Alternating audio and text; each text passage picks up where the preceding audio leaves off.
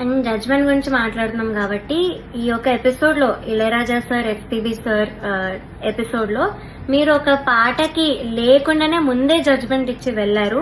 కన్యాకుమారి అనే పాటకి మీరు ఆ రోజు ఏదో ఎక్కడికో వెళ్ళాలి అని ఆ పాట వినక ముందే మీరు కామెంట్స్ ఇచ్చేసి వెళ్ళిపోయారు. అది ఎలాంటి కామెంట్ అయినా, ఒరిజినల్ సాంగ్ గురించి అయినా ఏదైనా కూడా జడ్జ్మెంటే. సో మీరు ఇలా చెప్పేసి వెళ్ళిపోయారు సాంగ్ వినకుండానే. సో అదొకటి. అండ్ మీరు రీల్లో నేను పేర్లు మెన్షన్ చేశాను చెప్పారు. ఎస్, నేను గాయత్రి అక్క ఇంకా శ్రీధృతి పేరు మెన్షన్ చేశాను. కానీ మీరు ఇంకేదో ప్రణతి ఇంకా శ్రీలలిత అని చెప్పారు మీ రీల్లో. నేను ఈ 2 నేమ్స్ ఎక్కడా కూడా వాడలేదు, వీడియోలో కానీ ఇంటర్వ్యూస్ లో కానీ ఎక్కడా ఎత్తలేదు. సో మీరు ఎక్కడి నుంచి విన్నారో, ఎవరి నుంచి విన్నారో తెలియదు మ్యామ్. నా వీడియో ఒక్కసారి చూడండి, నేను దానిలో చెప్పలేదు, ఈ పేర్లు అయితే అస్సలు ఎత్తలేదు.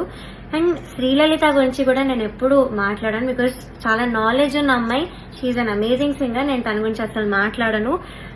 సో నా యాక్చువల్ క్వశ్చన్ కి మీ ఆన్సర్ రాలేదు, విచ్ ఇస్ లిరిక్స్ మర్చిపోయిన వాళ్ళు ఎందుకు టాప్ లో ఉన్నారు. I also give you the songs. చమ్కీ లాంగీలేసి పల్లవి స్టార్టింగ్ అయితే తను మర్చిపోయింది, అది మీరు కామెంట్స్ లో చెప్పలేదు. అండ్ సీతారామచరితం దానిలో కూడా లిరిక్స్ మర్చిపోయారు, అది కూడా మీరు కామెంట్స్ లో చెప్పలేదు. And the third thing is, చేతుల మీద రాసుకొని వస్తే అదొక కామెడీ థింగ్ లాగా పోర్ట్రే అయింది, కానీ ఒక కాంపిటీషన్ మీరు అలా చెయ్యలేదు. అట్లీస్ట్ మార్క్స్ లో అయినా మీరు అక్నాలెడ్జ్ చేసి ఇస్తారేమో అనుకున్నాను, కానీ చూస్తే వాళ్ళందరూ కూడా టాప్ లో ఉన్నారు లాస్ట్ లో. ఇక్కడ చాలా డిస్క్రిమినేషన్ కనిపించింది మ్యామ్. వెరీ హర్టింగ్, బికాస్ మేము ఆ పాటలకి అంత లిరిక్స్ ఉన్న పాటలు, ఎస్పెషల్లీ మన భారతంలో నేను పాడాను. అండ్ అదర్ సాంగ్స్ కూడా డైలాగ్స్ కూడా ఉన్నాయి. మన భారతం అనే పాటలో చాలా చాలా లిరిక్స్ ఉండే, కానీ మేము అక్కడ లిరిక్స్ కరెక్ట్ పాడే వాళ్ళు కూడా మర్చిపోకుండా, మేమందరం అంత హార్డ్ వర్క్ చేసుకుని, అందరు సింగర్స్ కి తెలుసు ఎంత కష్టమో లిరిక్స్ గుర్తుపెట్టుకోవడం తక్కువ డ్యూరేషన్ లో.